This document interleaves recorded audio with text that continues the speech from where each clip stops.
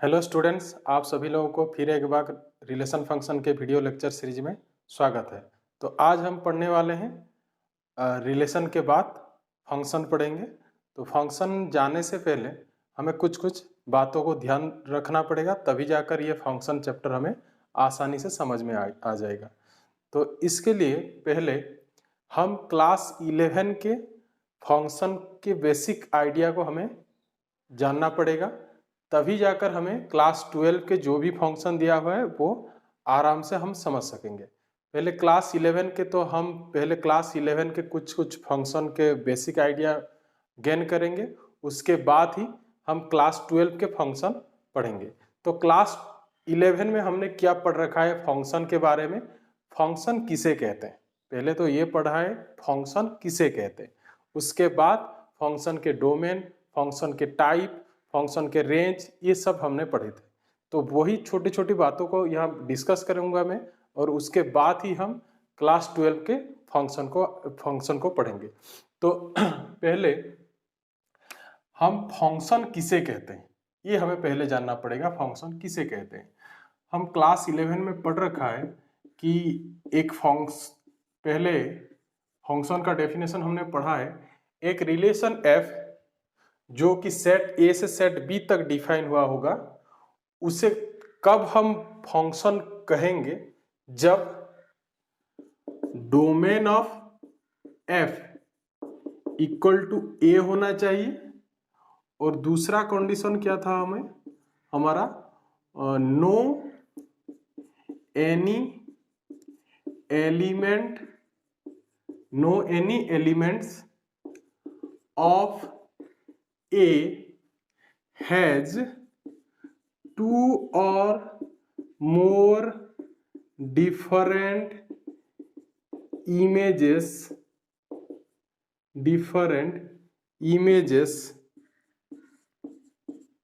in B। यही हमारा definition था, जो कि पहले तो फंक्शन होने के लिए पहले वो एक रिलेशन होना चाहिए। एफ एक रिलेशन है जो कि सेट ए से सेट बी तक डिफाइन हुआ है। वो कब फंक्शन उसे हम कह सकेंगे, जब डोमेन ऑफ दैट रिलेशन कितना होना चाहिए, होल ए सेट होना चाहिए। आपको तो रिलेशन का डोमेन निकालना आता है, तो आप आसानी से निकाल सकते हो एक रिलेशन का डोमेन। नेक्स्ट फिर क्या बोल रहा है, no any elements of A has two or more different images in B. तो हमें इसे समझने के लिए एक एग्जाम्पल ले लेता हूं मैं छोटा सा। जैसे कि सपोज ए हमारे पास है 1 2 3, ठीक, और बी हमारे पास है सपोज 3 4 एंड 5, ठीक। तो अब हम क्या करते हैं, एक रिलेशन लेते हैं और चेक करेंगे कि वो रिलेशन फंक्शन होता है कि नहीं है, ठीक। तो हम कैसे चेक, एक रिलेशन ले लेते हैं पहले ए टू बी। जैसे कि यहाँ पर है 1 2 3। इस डायग्राम को क्या कहते हैं, यह भी हमने क्लास 11 में पढ़ रखा है। ये जो डायग्राम मैं पहले भी यूज कर चुका हूँ। इस डायग्राम को हम क्या कहते हैं इसे कहते हैं एरो डायग्राम।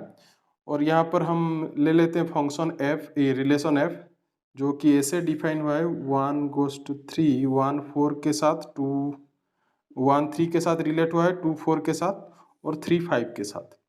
ये एक हमारे पास एक रिलेशन f है, जो जिसे हम अगर ऑर्डर पेयर में लिखें तो ये हम कैसे लिखेंगे इसे, 1 3, नेक्स्ट क्या लिखेंगे 2 4, नेक्स्ट क्या लिखेंगे 3 5, ठीक। तो अब हम देखते हैं ये रिलेशन, हमने एक रिलेशन लिया है सेट ए से सेट बी तक। अब हम चेक करेंगे ये रिलेशन फंक्शन होगा कि नहीं होगा, ठीक। तो फंक्शन होने के लिए ये दोनों कंडीशन सेटिस्फाई करना चाहिए। तो पहला कंडीशन हम देखते हैं, domain of F equal to A. तो what is the domain of this relation, this relation का डोमेन कितना है, जो भी हमने तो डोमेन पढ़ रखा है। डोमेन किसे कहते हैं, जितने भी रिलेशन के ऑर्डर पेयर हैं उसके फर्स्ट कंपोनेंट को कलेक्ट करने से जो भी सेट मिलेगा उसे ही हम रिलेशन का डोमेन कहते हैं। तो यहाँ हमारा डोमेन क्या मिलेगा, अगर हम फर्स्ट कंपोनेंट को कलेक्ट करें तो हमें मिलेगा 1 2 3, जो कि हमारा कौन सा सेट है, सेट ए। तो ये जो रिलेशन मैंने लिया है ये कौन सा कंडीशन सैटिस्फाई कर रहा है? पहला वाला कंडीशन सैटिस्फाई कर रहा है। ठीक, अब देखते हैं सेकंड, दूसरा कंडीशन जो हमें बोला गया है वो सैटिस्फाई कर रहा है कि नहीं कर रहा है। तो दूसरा कंडीशन हमें क्या बोल रहा है कि no any elements of A has two or more different images in B. What is the meaning of image? पहले तो हमें यह पता लगाना है कि इमेज किसे कहते हैं। इमेज देखिए, इमेज बहुत ही आसान सा चीज है। इमेज किसे कहते हैं? जैसे कि हम यहाँ पर 1 किसके साथ रिलेट हुआ है? 3 के साथ। तो हम कह सकते हैं 1 का इमेज 3 है। क्या कहेंगे? 1 का इमेज 3 है। ठीक, उस तरह 2 का इमेज क्या कहेंगे? 4। फिर सिमिलरली 3 का इमेज हम क्या कहेंगे? 5। ठीक, और 1 को 3 का प्री इमेज कहते हैं। 1 को 3 का प्री इमेज कहते हैं, प्री इमेज। ठीक, ये दोनों वर्ड आपको याद रखना है, इसे हम आगे जाकर यूज करेंगे। सो 1 का इमेज 3 है और 3 का प्री इमेज कौन सा वाला है? 1 है। ठीक, तो ये क्या कह रहा है हमें? No any elements of A has 2 or more different images in B. ठीक, तो यहां पर हम अगर देखें तो देखो 1 का इमेज 3 है, 2 का इमेज 4 है, 3 का इमेज 5 है। तो इसका मीनिंग क्या है? नो एनी एलिमेंट ऑफ ए का कोई भी एलिमेंट का 2 या उससे ज्यादा इमेज नहीं होना चाहिए। दैट मीन्स ए के सारे एलिमेंट का इमेज ओनली 1 ही होना चाहिए। उससे ज्यादा अगर हो जाए तो हम उसे फंक्शन नहीं कह सकते। नो, वहां पर लिखा हुआ है नो एनी एलिमेंट। ठीक, मतलब ए के सारे एलिमेंट का इमेज ओनली 1 ही होना चाहिए। 1 से अगर ज्यादा इमेज कोई भी एलिमेंट का हो गया तो हम वहां पर वही रिलेशन को फंक्शन नहीं कह सकते। ठीक, तो अब हम देखते हैं यहां सारे एलिमेंट के इमेज 1 से ज्यादा है क्या? नहीं, 1 का इमेज 1 ही है 3, 2 का इमेज 4 1 ही है, 3 का इमेज 5। तो सारे एलिमेंट का इमेज 1 1 ही है। तो यहां पर हम कह सकते हैं ये रिलेशन एक क्या हो सकता है? फंक्शन, क्योंकि वो ये दोनों कंडीशन सैटिस्फाई कर रहा है। अगर मैं यहां पर थोड़ा चेंज कर दूं इसे, जैसे कि सपोज 2, ठीक है 2 4 पे जाने दो 2 को, फिर 2 5 ऐसे अगर हम ले लेते हैं तो अब चेक करते हैं ये फंक्शन होगा कि नहीं होगा ये रिलेशन। ठीक, तो यहां देखिए फिर डोमेन ऑफ दिस रिलेशन कितना मिलेगा? 1 2 3। आपको तो पता है फर्स्ट कंपोनेंट में कौन कौन से वाला आएंगे? 1 2 3, जो कि होल ए सेट है। ठीक, बट अब हम देखते हैं दूसरा कंडीशन। दूसरा कंडीशन हमें क्या बोल रहा था? ए के सारे एलिमेंट का इमेज ओनली 1 होना चाहिए। 1 से अगर ज्यादा इमेज हो गया कोई भी एलिमेंट का, नो एनी, कोई भी एक भी एलिमेंट का अगर इमेज 1 से ज्यादा हो जाता है तो हम वहां क्या कहेंगे? वो रिलेशन फंक्शन नहीं होगा। ठीक, तो अब देखते हैं यहां पर 1 का इमेज 1 ही है 3, बट देखिए 2 का इमेज, 2 के 2 इमेज हैं, एक 4 और एक 5। तो ये एक रिलेशन है, बट ये क्या नहीं हो सकता? फंक्शन नहीं हो सकता, बिकॉज यहां पर ये दोनों कंडीशन सैटिस्फाई नहीं कर रहा है। ठीक, तो समझ में आया फंक्शन किसे कहते हैं? तो अब हम ये भी कंक्लूजन कह सकते हैं कि सारे फंक्शन तो एक रिलेशन हो सकता है, बट सभी रिलेशन फंक्शन नहीं हो सकता। हाँ कि नहीं? क्योंकि हमने डेफिनेशन बोला कि एक रिलेशन फंक्शन ये दोनों कंडीशन सैटिस्फाई करने से ही होता है। तो हम ये कह सकते हैं कि सारे फंक्शन तो एक रिलेशन जरूर होंगे, बट सारे फंक्शन एक रिलेशन जरूर होंगे, बट सारे रिलेशन फंक्शन होगा ये कोई हम गारंटी नहीं दे सकते। ठीक, वही रिलेशन फंक्शन हो पाएगा जो ये दो कंडीशन सैटिस्फाई कर रहे होंगे। ठीक, तो अब हम इस डिस्कशन को आगे बढ़ाते हैं। यहां पर फिर और एक छोटा सा मैं यहां पर एक कॉन्सेप्ट बोल देता हूं जो कि आगे जाकर हमें यूज आने वाला है।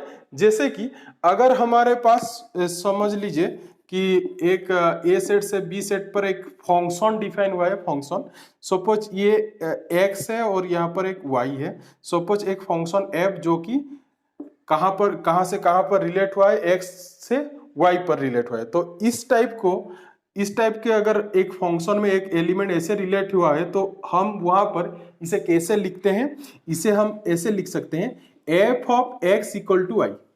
इसे क्या लिख सकते हैं, F of x equal to Y. Suppose और भी एक एलिमेंट ले लेते हैं, जैसे कि यहाँ पर एस और यहाँ पर टी। अगर एस टी पर रिलेट हुआ है तो इसे हम क्या लिख सकते हैं, F of S is equal to T. ठीक, तो यही हमारा फंक्शन के ऊपर जो हमें जानना था। अब कुछ टाइप्स के बारे में भी डिस्कस कर लेते हैं, फंक्शन के कुछ टाइप्स जो कि हमारे काम में आने वाले हैं। तो पहला टाइप्स जो हमारे काम में आने वाला है वो एक पहला फंक्शन में लिख लेता हूं जो कि है कांस्टेंट फंक्शन। आपको पता होगा कांस्टेंट फंक्शन किसे कहते हैं। कांस्टेंट फंक्शन उसे कहते हैं अगर वो ऐसे डिफाइन हुआ हो, F of X is equal to C where C is any constant. इस टाइप का फंक्शन को हम क्या कहते हैं, कांस्टेंट फंक्शन। ठीक, यहाँ पर अगर हम एक एग्जांपल ले लेते हैं, जैसे कि F of x equal to 3, this is a constant function because अगर हम यहाँ पर एफ ऑफ 1 निकालें तो वो क्या मिलेगा हमें 3, एफ ऑफ 2 निकालें तो वो भी हमें क्या मिलेगा 3, एफ ऑफ 3 निकालें वो भी हमें क्या मिलेगा 3।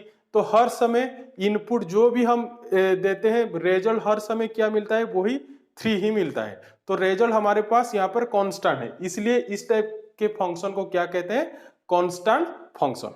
और एक टाइप हमने पढ़ा था क्लास 11 में जो कि हमारे काम में आने वाला है, वो है दूसरा जो कि बहुत ही इंपॉर्टेंट है, यहाँ पर बहुत सारी जगह में इसे यूज करेंगे हम, जो कि है आइडेंटिटी फंक्शन। आइडेंटिटी फंक्शन किसे कहते हैं, आइडेंटिटी फंक्शन किसे कहते हैं, आइडेंटिटी फंक्शन जो फंक्शन इस टाइप के डिफाइन हुआ हो, जैसे कि F of X is equal to X, F of X is equal to X, F of X is equal to X, this is called identity function. इसे identity इसलिए कहते हैं बिकॉज अगर हम एफ ऑफ 1 निकालें तो हमें क्या मिलेगा 1, एफ ऑफ 2 निकालें तो हमें क्या मिलेगा 2, एफ ऑफ 3 निकालें तो क्या मिलेगा 3। तो हमें हर समय सेम ही रिजल्ट मिल रहा है, जो इनपुट कर रहे हैं वही आउटपुट मिल रहा है, इसीलिए इसे क्या कहते हैं, identity function. Identical input and output are same, so that's why it is called identity function. तो ये भी हमें आगे जाकर काम में आने वाला है। ठीक, तो हमने बेसिक सीख लिया क्लास 11 के। अब हम क्लास 12 के फंक्शन के टॉपिक पर आते हैं, जहां की पहला डेफिनेशन मैंने यहाँ पर लिख लिया है जो कि one one function. One one function किसे कहते हैं वो हम सीखेंगे। यहाँ पर टाइप्स ऑफ फंक्शन के ऊपर ही सारे चीजें दी गई है, तो इसलिए हम पहले टाइप्स के पर आते हैं जो कि हमें दिया गया है one one function. One one function का और एक सिनोनिम्स है जिसे कहते हैं injective function. One one function और इंजेक्टिव फंक्शन, आपको दोनों नाम याद रखना है क्योंकि कभी कभी क्वेश्चन एग्जाम में क्वेश्चन पूछा जाता है कि so that this function is injective function, इसलिए आपको दोनों नाम याद रखना है। तो डेफिनेशन हम आते हैं, डेफिनेशन पे हमें क्या बोल रहा है, डेफिनेशन कह रहा है कि एक let F from x to Y be a function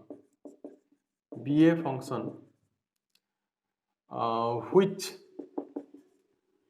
be a function which is said to be one one function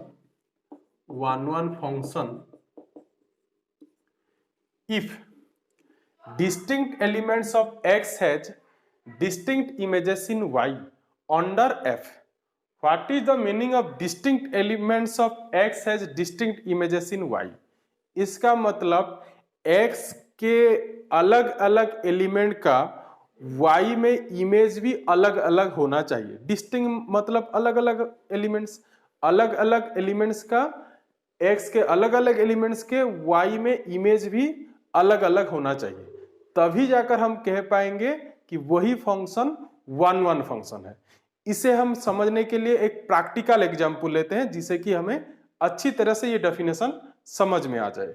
जैसे कि मैं एक ले लेता हूं सेट ए और एक सेट ले लेता हूं बी, ठीक, और मैं क्या करता हूं, सेट ए में सपोज 5 बॉल है, सपोज 5 बॉल रेड कलर के बॉल है, सपोज मैं ले लेता हूं पहले 1 2 3 4 एंड 5। ठीक, सेट ए में हमारे पास 5 रेड कलर के बॉल हैं। फिर सपोज सेट बी में हम क्या करते हैं, 5 बॉक्स ले लेते हैं, 5 बॉक्स ले लेते हैं ऐसे। ठीक, 6 हो गया, यहां पर 5 ले लेते हैं। ठीक, अभी क्या करते हैं, सपोज जो हमारे पास सेट बी में जितने भी बॉक्स हैं वो बॉक्स का कैपेसिटी सपोज एक ही बॉल कैरी करने का है।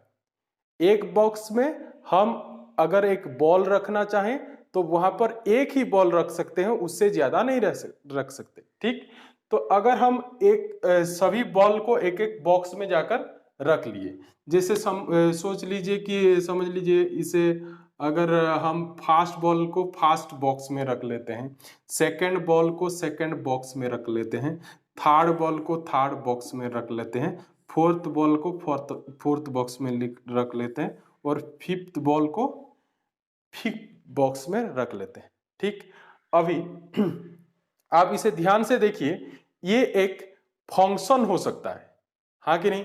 फंक्शन जरूर हो सकता है, क्योंकि इसका अगर हम डोमेन निकालें तो होल ए सेट आएगा। ठीक, और कोई भी ए का कोई भी एलिमेंट का इमेज बी पर एक से ज्यादा नहीं है। ठीक, इसका मतलब ये एक फंक्शन है। ठीक, देखिए पहला का इमेज एक ही है, सबका इमेज एक एक ही है, किसका 2 या 3 इमेज नहीं है। हमें पता है हमारा सेकंड कंडीशन जो था फंक्शन का, वो बोल रहा था कि no any element of A has 2 or more different images in B. ठीक, यहां पर ए के कोई भी एलिमेंट बी में उसका एक से ज्यादा इमेज नहीं होना चाहिए। तो ये एक जो मैंने एग्जाम्पल लिया है, ये एक फंक्शन तो है।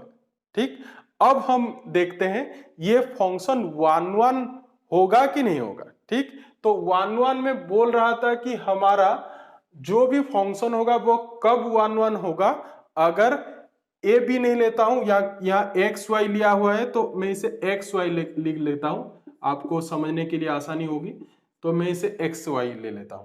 तो यहां पर लिखा हुआ है कि if distinct element of X has distinct images in Y, X के सारे एलिमेंट, अलग अलग एलिमेंट के इमेज वाई पर भी अलग अलग होना चाहिए, तभी जाकर हम उसे 1 फंक्शन और इंजेक्टिव फंक्शन कह सकते हैं। ठीक, तो अब देखिए यहां पर पहले बॉल का इमेज एक पहला बॉक्स है, सेकंड बॉल का image second box, third ball का image third box, fourth ball का image fourth box, fifth ball का इमेज फिफ्थ बॉक्स। तो यहां पर आप सभी लोग देख पा रहे होंगे कि सबका इमेज अलग अलग है, यहां पर अलग अलग बॉल के लिए अलग अलग बॉक्स वहां पर है। तो हम कह सकते हैं ये जो मैंने एग्जाम्पल लिया है ये क्या हो सकता है, एक 1 फंक्शन हो सकता है। ठीक, अगर समझ में आया, अगर यहां पर हम कुछ चेंजेस कर दें, जैसे कि मैं यहां क्या करता हूं, एक एक्स्ट्रा बॉल ले लेता हूं, जैसे कि ये 6th, ऐसे में यहां पर एक 6th बॉल ले लेता हूं, थोड़ा सेट को हम बड़ा कर देते हैं, और यहां पर और एक बॉल ले लेते हैं 6th। ठीक, और सपोज यहां पर फिर मान लीजिए कि जितने भी बॉक्स है सब बॉक्स का कैरिंग कैपेसिटी 1 ही बॉल है, सिर्फ जो ये 5वां वाला बॉक्स है उसका सपोज कैरिंग कैपेसिटी 2 बॉल का है, वो वहां पर वही बॉक्स में हम 2 बॉल कैरी कर सकते हैं। ठीक, तो यहां पर सपोज ये जो छठा वाला बॉल है उसे हम 5वें बॉक्स में रख लेते हैं। ठीक, अभी देखिए ये 1 फंक्शन होगा कि नहीं, अब चेक करेंगे। तो 1 फंक्शन के लिए हमें क्या चाहिए, अलग अलग एलिमेंट x के अलग अलग एलिमेंट का इमेज y पर अलग अलग होना चाहिए। ठीक, तो यहाँ पर देखिए फास्ट बॉल का तो फास्ट बॉक्स है वो तो ठीक है, सेकंड का सेकंड वो भी ठीक है, थर्ड का थर्ड वो भी ठीक है, फोर्थ का फोर्थ वो भी ठीक है। बट अब आते हैं फिफ्थ और सिक्स्थ। फिफ्थ का इमेज क्या है, फिफ्थ बॉक्स है, और सिक्स का भी इमेज क्या है, सिक्स है। बट हमें क्या चाहिए था, अलग अलग एलिमेंट का इमेज y पर अलग अलग चाहिए था। बट यहां पर हमें क्या मिल रहा है, ऐसे दो बॉल है हमारे पास जो कि पांचवा और छठा बॉल है जिनका इमेज एक ही बॉक्स है जो कि है फिफ्थ बॉक्स। तो हमें अलग अलग एलिमेंट का अलग अलग इमेज नहीं मिल रहा है, तो हम कह सकते हैं यहां पर ये क्या कौन सा वाला फंक्शन नहीं हो सकता, वन वन फंक्शन तो नहीं हो सकता। और क्या हो सकता है वो तो हम बाद में मालूम करेंगे कि इस टाइप को फंक्शन और को क्या कहते हैं। अगर वन वन नहीं कहेंगे तो और क्या कहेंगे वो बाद में मालूम करेंगे। तो ये जो मैंने लिया अभी, तो ये क्या नहीं हो सकता, वन वन नहीं हो सकता। अगर हम ऐसे फिर वापस जो हमने पहले किया था उस पर रिटर्न कर ले, अगर 5 बॉल और वहां पर 5 बॉक्स रखें और सबका कैरिंग कैपेसिटी अगर 1 हो, तो ये आराम से कौन सा वाला फंक्शन हो जाएगा, वन वन फंक्शन हो जाएगा। ठीक, अभी फिर यहां पर उसका मैथमेटिकली फिर हाँ और एक भी केस यहां पर हम डिस्कस कर लेते हैं। अगर समझ लीजिए यहां पर और एक एक्स्ट्रा बॉक्स होता, जैसे मैंने यहां पर एक्स्ट्रा बॉल लिया था और मैं यहां पर क्या करता हूं और एक एक्स्ट्रा बॉक्स ले लेता हूं, फिर अब देखते हैं ये वन वन होगा कि नहीं होगा। तो देखिए ये अभी ये वन वन हो पाएगा क्योंकि सबका कैरिंग कैपेसिटी 1 ही है, तो ये अभी भी 1 1 हो पाएगा क्योंकि x के सारे एलिमेंट का इमेज वहां पर देखेंगे तो वहां पर अलग अलग है, हाँ कि नहीं। फास्ट का फास्ट है, सेकंड का सेकंड है, थर्ड का थर्ड है, फोर्थ का फोर्थ है, फिफ्थ का फिफ्थ है। आप में से आप में से कोई एक बोलोगे कि सर जो पांचवा वाला है उसे पांचवें बॉक्स में नहीं रखकर उसे छठे बॉक्स में अगर रखें तो वन वन होगा कि नहीं, हाँ होगा। ऐसे भी हम कर सकते हैं, जैसे कि इसे हम क्या करते हैं, इसे यहाँ पर इसे हम पांचवे वाले बॉल को हम क्या करते हैं, छठे बॉक्स में रख लेते हैं। तो अब देखिए ये होगा कि नहीं वन वन फंक्शन, अभी भी ये वन वन फंक्शन हो सकता है क्योंकि यहाँ पर फिर देखेंगे तो सब x के सारे एलिमेंट के इमेज वहां पर y पर अलग अलग है, हाँ कि नहीं। तो ये अभी भी ये क्या हो सकता है, वन वन फंक्शन हो सकता है। ठीक, अब एक बच्चे फिर आप में से कोई एक क्वेश्चन करोगे, सर हम एक बॉल को 2 बॉक्स में रखते तो क्या होगा। तो एक बॉल को हम 2 बॉक्स में तो रख ही नहीं सकते। ठीक, तो यहां पर ऐसा केस तो आएगा ही नहीं। ठीक, जैसे कि मैंने अभी कहा था कि 2 बॉल को एक बॉक्स में रखना, तो वो तो पॉसिबल है। एक बॉल को 2 बॉक्स में तो हम एक साथ साइमल्टेनियसली नहीं रख सकते। ठीक, तो इसीलिए जो अभी मैंने जो केस डिस्कस किया उससे यही पता लग रहा है कि x के सारे एलिमेंट के इमेज y में अलग अलग होना चाहिए, x के अलग अलग एलिमेंट के इमेज y में अलग अलग होना चाहिए, तभी जाकर हम कह पाएंगे वही फंक्शन एक वन वन फंक्शन है, और उसे और भी क्या कहते हैं, इंजेक्टिव फंक्शन। ठीक, अभी हम ये मैथमेटिकली एग्जाम्पल को थोड़ा समझ लेते हैं। तो मैथमेटिकल एग्जाम्पल के लिए मैं थोड़ा एक मैथमेटिकल एग्जाम्पल ले लेता हूं, फिर उससे समझते हैं मैथमेटिकल डेफिनेशन के लिए मैथमेटिकल एग्जाम्पल लेते हैं। तो उसके लिए हम क्या करते हैं, सपोज हम फिर से और एक्स वाई ले लेते हैं, यहाँ पर 1 2 3 लेते हैं, वहां पर 4 5 6 ले लेते हैं। तो यहाँ पर देखिए मैंने एक फंक्शन डिफाइन किया है सेट एक्स से सेट वाई तक। अब हम यहाँ पर समझने की कोशिश करेंगे कि ये मैथमेटिकल डिफिनेशन का मीनिंग क्या है। तो यहाँ पर फिर देखिए ये भी एक वन वन फंक्शन है कि नहीं, बिकॉज यहाँ पर सबका एलिमेंट यहाँ पर x के सारे एलिमेंट अलग अलग एलिमेंट के इमेज वहां पर y पर अलग अलग है। तो हम कह सकते हैं ये एक कौन सा वाला फंक्शन है, वन वन फंक्शन है। ठीक, और यहाँ पर अगर f अब मैंने अभी डिस्कशन में बोला था, बेसिक जो बोल रहे थे हम क्लास 11 के, इसे हम ऐसे लिख सकते हैं f of 1 = 4, लिख सकता हूं मैं। नेक्स्ट एफ ऑफ 2 कितना लिख सकता हूं 5 और एफ ऑफ 3 हमें क्या मिलेगा 6। ठीक, तो यहां पर डेफिनेशन में क्या बोल रहा है देखिए F of x1 is equal to F of x2 implies that x1 is equal to x2। तो यहां पर देखिए एफ ऑफ 1 किसके साथ सेम हो सकता है, ऑब्वियसली एफ ऑफ 1 के साथ ही सेम होगा और किसी के साथ सेम नहीं हो सकता, हाँ कि नहीं, क्योंकि यहां पर एफ ऑफ 1 का ही वैल्यू कितना है 4 है और किसी का वैल्यू भी 4 नहीं है। ठीक, तो हम कह सकते हैं एफ ऑफ 1 किसके साथ सेम होगा, एफ ऑफ 1 के साथ ही सेम होगा। तो हमें यहां पर क्या मिल रहा है 1 इक्वल टू 1। सो इस तरह सारे के लिए सारे अगर एफ ऑफ 2 पर भी बेसिस चेक करें तो एफ ऑफ 2 किसके साथ सेम होगा, एफ ऑफ 2 के साथ सेम होगा। ठीक, तो यहां पर फिर हमें क्या मिल रहा है 2 इक्वल टू 2। फिर एफ ऑफ 3 के साथ सेम होगा तो वहां पर भी हमें क्या मिलेगा 3 इक्वल टू 3। तो यही हमें बोल रहा है कि F of x1 is equal to अगर एफ ऑफ x2 है तो हर समय वहां पर हमें क्या मिलेगा, हर समय, ऐसे नहीं कि एक पर मिला फिर दूसरे पर नहीं मिल रहा है तो ऐसे समय 1 नहीं होगा, हर समय ये मिलना चाहिए। एफ ऑफ x1 अगर एफ ऑफ x2 के साथ सेम है तो वहां पर x1 किसके साथ सेम होगा, x2 के साथ। ठीक, तो जैसे यहां पर हमने सारे केस में अगर देखें तो वहां पर F of x1 is equal to F of x2 implies x1 is equal to x2। ठीक, अगर हम इसे ऐसे चेंज कर दें तो जैसे देखिए अगर हम इसे यहाँ पर ये 6 को रहने देते हैं, इसे 3 को 5 के साथ रिलेट कर देते हैं। ठीक, अभी देखते हैं यहाँ पर क्या हो रहा है। अब देखिए एफ ऑफ 1 तो 4 है, एफ ऑफ 2 5 है और एफ ऑफ 3 भी हमको क्या मिल रहा है 5 मिल रहा है। तो एफ ऑफ 1 तो एफ ऑफ 1 के साथ सेम होगा, वो 1 इक्वल टू 1, यही कंडीशन सेटिस्फाई कर रहा है। बट यहाँ पर फिर देखिए एफ ऑफ 2 किसके साथ भी सेम हो सकता है, किसके साथ सेम हो सकता है, एफ ऑफ 3 के साथ सेम हो सकता है। बट यहां पर अगर देखें तो यहां पर जो x1 और x2 है वो सेम नहीं है, x1 is not equal to x2।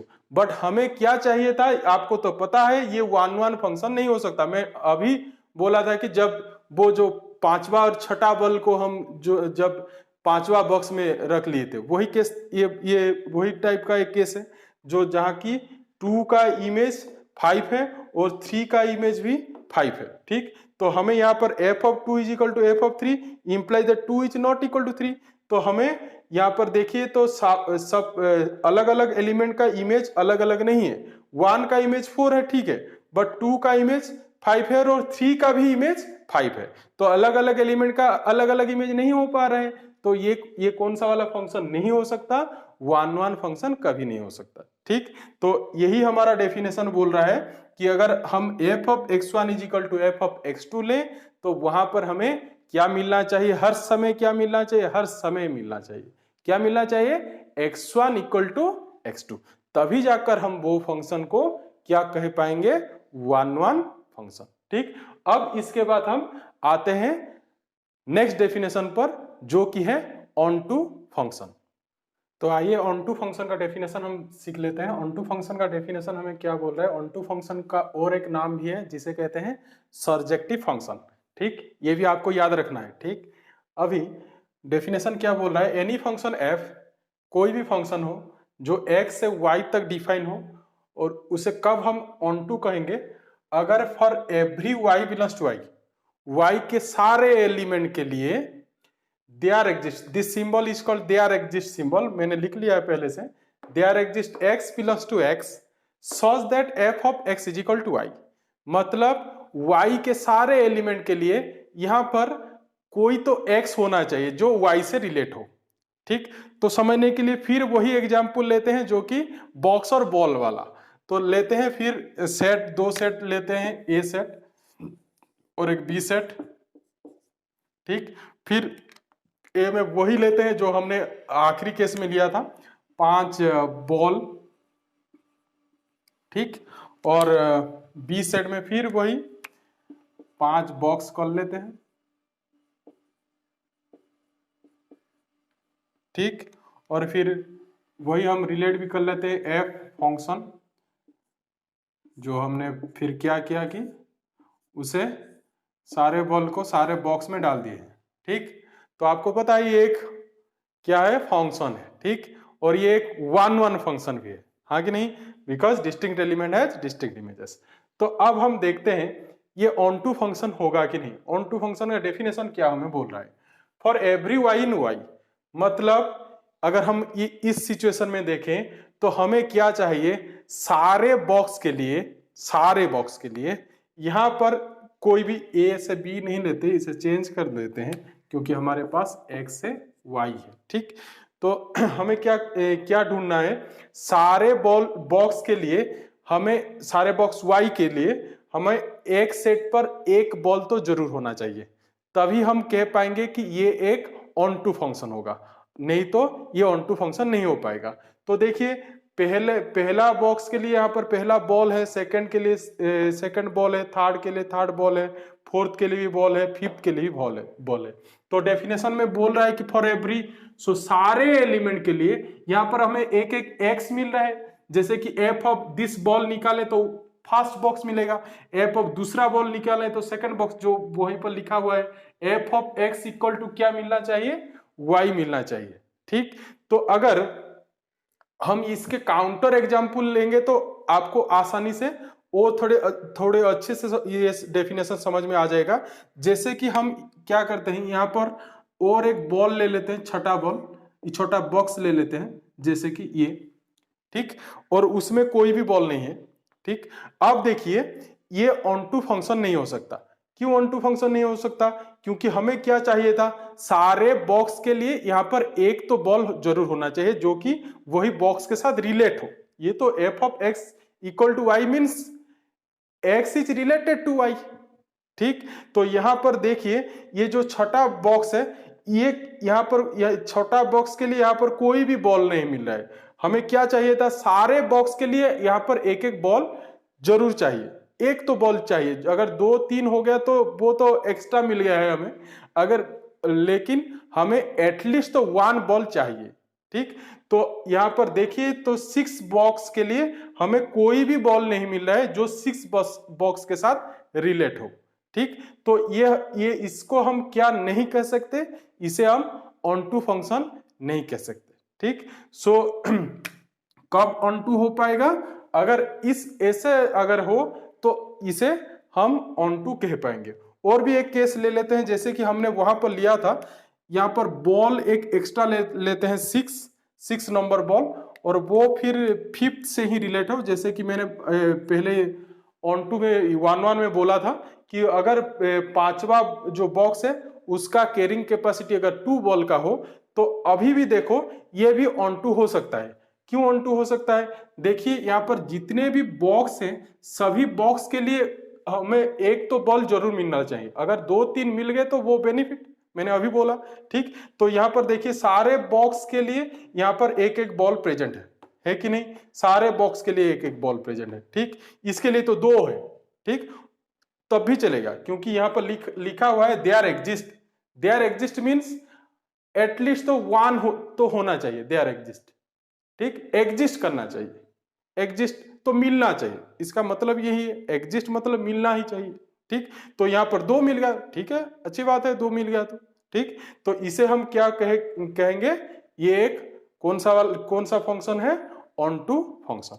On to function को चेक करने का और एक भी तरीका है, ऐसे भी आप कह सकते हो, जैसे कि अगर इस फंक्शन का हम रेंज निकालें, इस फंक्शन का अगर रेंज निकालें तो हमें पूरा होल वाई सेट मिलेगा कि नहीं, हमें पूरा होल वाई सेट मिलेगा, क्योंकि यहां पर जितने भी बॉल हैं वो किसी भी एक बॉक्स के साथ रिलेट हुआ है। तो हमें अगर हम सेकंड कंपोनेंट को कलेक्ट करने से रेंज मिलता है, तो अगर हम सेकंड कंपोनेंट को कलेक्ट करने जाएं तो हमें पूरा होल वाई सेट जरूर मिलेगा। तो हम कह सकते हैं कि ऑन टू फंक्शन कब हो सकता है। और भी एक आप अगर चाहे तो उसे नोट करके लिख सकते हो ऐसे, f is onto if range of f is equal to y, f जो कहां डिफाइन हुआ है, x से y तक, उसे हम ऐसे भी ऑन टू शो कर सकते हैं। अगर हम दिखा पाए कि range of F equal to whole y set हो, तब हम इसे क्या कह पाएंगे, ऑन टू कह पाएंगे। आपको ये नोट समझ में आ गया है ना। जैसे कि अगर हम यहाँ पर वही छठा बॉक्स ले लेते हैं, तो देखिए अगर हम यहाँ पर रेंज निकालने जाएं, तो ये रेंज अगर निकालें तो यहाँ पर एक प्रॉब्लम होगा। यहाँ पर जब रेंज निकाले तो ये 5 बॉक्स आएगा, बट छोटा वाला जो छठा वाला बॉक्स है वो बॉक्स हमारे रेंज में नहीं आएगा। तो मैं कह सकता हूं यहाँ पर रेंज ऑफ एफ अगर निकालूं तो टोटल वाई सेट नहीं मिलेगा। और आपको ये तो पता है कि ये एक ऑन टू फंक्शन नहीं है, तो मैंने बोला है या f is onto if range of F equal to y. Range पूरा वाई होना चाहिए, तभी जाकर हम कह पाएंगे वो फंक्शन एक ऑन टू फंक्शन है। ठीक, अब हम इसका और एक डेफिनेशन है, जो एक छोटा सा डेफिनेशन है, उसे भी हम यहां पर ही लिख लेता हूं मैं इसे, जो कि है definition bijective function. Bijective function, bijective function किसे कहते हैं? बहुत ही आसान सा डेफिनेशन है, आप लिख लीजिए। Any function f from x to y is said to be bijective, is said to be bijective if f is both 1 1 and onto। f को क्या होना चाहिए? बोथ 1 1 भी होना चाहिए और onto भी होना चाहिए, तभी हम उसे क्या कह पाएंगे, वो फंक्शन को बाइजेक्टिव फंक्शन। जो हमने अब एग्जाम्पल डिस्कस कर रहे थे, वहां पर अगर आप देखोगे तो वही केस, जो ये जो मैंने केस अभी लिखा हुआ है, ये तो आपको पता है। ये अगर एक्स वाई, ये जो केस हमने लिखा है यहाँ पर, ये तो 1 1 है, आपको पता लग रहा होगा, ये तो 1 1 है क्योंकि डिस्टिंक्ट एलिमेंट है, डिस्टिंक्ट इमेजेस। ठीक, तो ये 1 1 है, मगर ये ऑन टू नहीं है क्योंकि ये बॉक्स के लिए यहाँ पर कोई भी बॉल नहीं है। ठीक, तो ये 1 1 है बट ऑन टू नहीं है। बट ये केस देखिए, इस केस को देखिए, ये फंक्शन को देखिए, ये 1 1 भी हो पा रहा है और ऑन टू भी हो पा रहा है, क्योंकि डिस्टिंक्ट एलिमेंट है, distinct images, and for every y, सभी बॉक्स के लिए हमें एक एक बॉल मिल रहा है। तो ये function both 1 1 and onto. ठीक, और मैंने और जो एक एग्जाम्पल लिया था, जो कि यहाँ पर जो छठा बॉल था जो इसके साथ रिलेट हुआ था, ये क्या था? ये ऑन टू है मगर 1 1 नहीं है। ठीक, ये ऑन टू कह सकते हैं बट ये 1 1 नहीं है, क्योंकि ये दोनों का इमेज तो एक है। तो 1 1 कब होता है? डिस्टिंक्ट एलिमेंट है, डिस्टिंक्ट इमेजेस, तभी जाकर होता है। ठीक, तो ये बाइजेक्टिव डेफिनेशन क्या बोल रहा है हमें, कि वो फंक्शन को कब बाइजेक्टिव बोलेंगे? जब वो 1 1 भी हो और उसके साथ ऑन टू भी होना चाहिए। ठीक, तभी जाकर हम उसे क्या कह पाएंगे? Bijective function. ठीक है, तो आज के लिए बस इतना ही। नेक्स्ट वीडियो में हम इसके बारे में और कुछ एग्जाम्पल डिस्कस करेंगे, और भी इसके कॉन्सेप्ट के बारे में डिस्कस करेंगे और डेफिनेशन पढ़ेंगे। तो फिर आप सभी से रिक्वेस्ट है, अगर आपको मेरा वीडियो पसंद आ रहा है तो आप प्लीज उसे लाइक करें और सब्सक्राइब करें और अपने दोस्तों के साथ शेयर करें। Thank you.